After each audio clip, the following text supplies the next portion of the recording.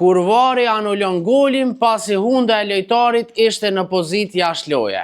Sulmuesi të Crystal Palace, Ismail Assar, ju anulua një gol në ndeshjen kundër Tottenham Hotspur pas një vendimi të diskutueshëm të VAR-it në Ligën Premier. Sarr dukej se kishte shënuar golin e parë për skuadrën e tij në minutën e 29, pasi depërtoi drejt portës dhe realizoi me një goditje që u devijua para se të përfundonte në rrjet.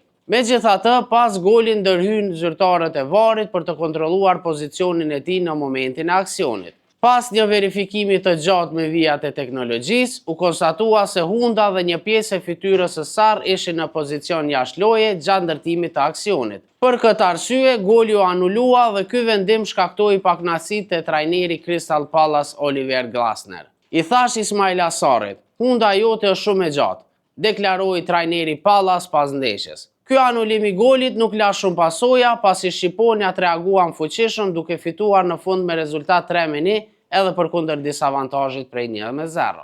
Por ky vendim i VAR-it sigurisht që do të mbetet mend gjatë dhe do të mbetet njëri nga më befasuesit në historinë e futbollit. Për këtë dhe lajme tjera interesante rreth futbollit ndërkombëtar, vizitoni portalin telegrafi.com.